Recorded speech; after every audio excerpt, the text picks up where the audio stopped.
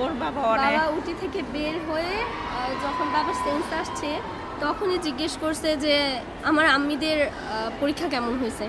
তো তখন আম্মু বলছে আলহামদুলিল্লাহ ভালো, এখন বাকিটা রেজাল্ট। টুইন হলেই সবাই হয়তো মনে করে যে একজন অর্ধেক পড়বে আর একজন অর্ধেক।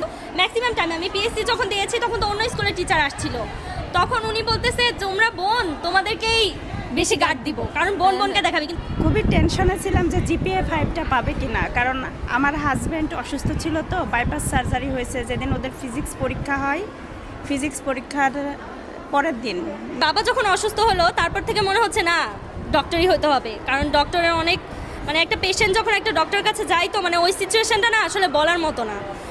আলহামদুলিল্লাহ অনেক খুশি, তো আসলে এটা ভাষায় প্রকাশ করার মতো না।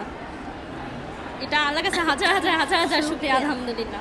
ও প্রথমে বলতেছিল যে আমি আগে আমার রেজাল্ট দেখবো, আর আমি বলছি না আমি বড়, তুমি আগে আমারটাই দেখবা। ও আগে আমারটাই দেখছে, জোর জবরদস্তি করে, পরে ওরটা দেখছে। দুজনের রেজাল্ট কি? আমিও জিপিএ 5, ও জিপিএ 5। ও বরাবরই ফাঁকিবাজ, এটা তুমি মানো? হ্যাঁ, ও বরাবরই ফাঁকিবাজ, কখনোই পড়াশোনা এত ইয়া করে না। আর আমি ওকে যা বলি বলে আর কি পড়াশোনা করাই না। ও ক্লাসে 5th আর আমি 6th ছিলাম।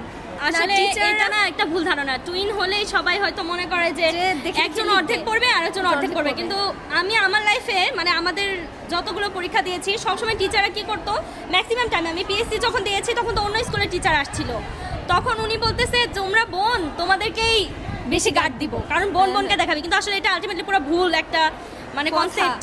মানে আমি এটা বিশ্বাস করি না, কারণ যে পড়বে একটা মেয়েকে তো পাস করানো যায় না, দেখায় পাস করা যায় না। আমরা যা পড়ছি সব সেম পড়ছি, এটা ঠিক আছে, কিন্তু কোন পরীক্ষার সময় হ্যাঁ একটা অবজেক্টিভ হয়তো ম্যাথের অ্যানসার মিলানো এগুলো করছি সব।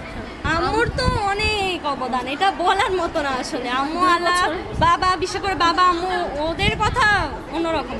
মানে সব সময় দেখা যায় আমার আম্মু কখনোই একা ছাড়ে না, সব সময় পিছন চলে যায় কোচিংয়ে, স্কুলে, এখন পর্যন্ত একা ছাড়ে না। মানে ওদের অবদান বলা যাবে না, অনেক মজার। এখন মনে হয় প্রথমে কষ্ট হতো, এখন মনে হয় যে স্কুলের লাইফগুলো যদি আবার ফিরে পাওয়া যায়। তো এখন মনে হয় যেদিন আমার র্যাক ডে ছিল ওই দিন আমার মনে হয়নি যে ঠিক আছে তো কলেজে যাচ্ছি, কিন্তু এখন মনে হয় যে হচ্ছে চলে যাচ্ছি। এটা অনেক কষ্টের। আমার আসলে কখনো ডাক্তার হতে মন চাই, কখনো ইঞ্জিনিয়ার হতে মন চাই, কখনো কি হতে মন চাই আল্লাহ জানে, আমি আসলে বলতে পারবো না এটা। তবে প্ল্যান আছে যে ডক্টরই হব যদি হই, ইঞ্জিনিয়ার। ও ডক্টর হচ্ছে আর আমি হচ্ছে ডাক্তারটাতে অত আমার পছন্দ না আর কি। ডাক্তারের প্রফেশন হয়তো নোবেল প্রফেশন, কিন্তু আমি ইঞ্জিনিয়ার হব আর কি। আমার বড় মেয়ের নাম সাফিয়া ইসলাম সাবা, ছোটটার নাম শাহিদা ইসলাম সারা। দুইজনই বরাবরই ভালোই ছিল, ভালোই রেজাল্ট করতো, 1 থেকে মোটামুটি ভালোই রেজাল্ট করতো তারা।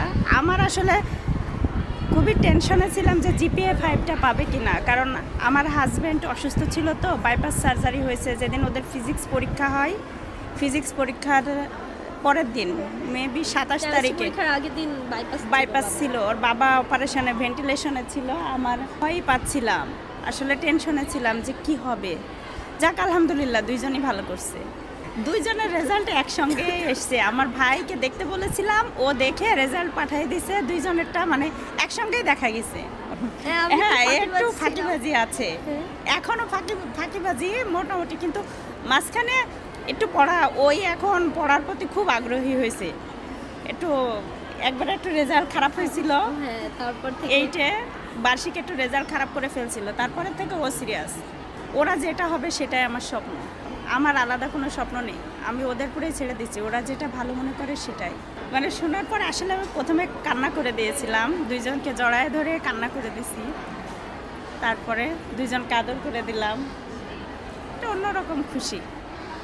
ওর বাবা উটি থেকে বের হয়ে যখন বাবার সেন্স আসছে তখনই জিজ্ঞেস করছে যে আমার আম্মিদের পরীক্ষা কেমন হয়েছে। তো তখন আম্মু বলছে আলহামদুলিল্লাহ ভালো, এখন বাকিটা রেজাল্ট। তো আলহামদুলিল্লাহ বাবাও খুশি।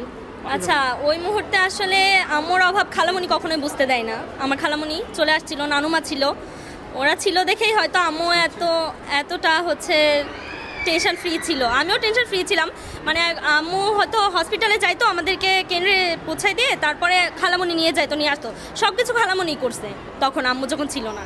প্রথমত আমার ছোটোবেলা থেকে ইচ্ছা ছিল হয় ইঞ্জিনিয়ার হবো নাহলে অ্যাস্ট্রোনট হবো।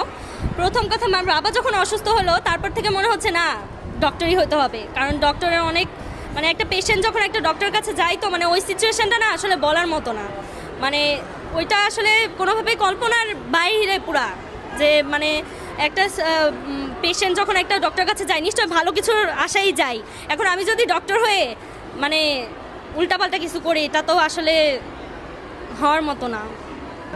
সবচেয়ে বড় কথা দেশপ্রেম তো ভিতরে যার থাকে সে এমনি দেশের জন্য কাজ করে, ইঞ্জিনিয়ার হোক ডক্টর হোক, যাদের ভিতরে দেশপ্রেম আছে আর কি প্রকৃত দেশপ্রেম তারা তো হচ্ছে দেশের জন্যই কাজ করবে।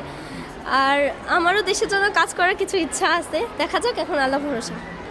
আসলে দেশের বিষয়ে কিছু বলার নেই আমার, তাও বলতে চাই সবাই ভালো থাকুক, এটাই হচ্ছে কথা। মানে মানুষের যে জায়গা থেকে দেশের সব মানুষ ভালো থাকুক, তাছাড়া কিছু বলা নেই। এখন আমি পার্সোনালি যা বলবো এখন তো এটা দরকার নেই, থাক।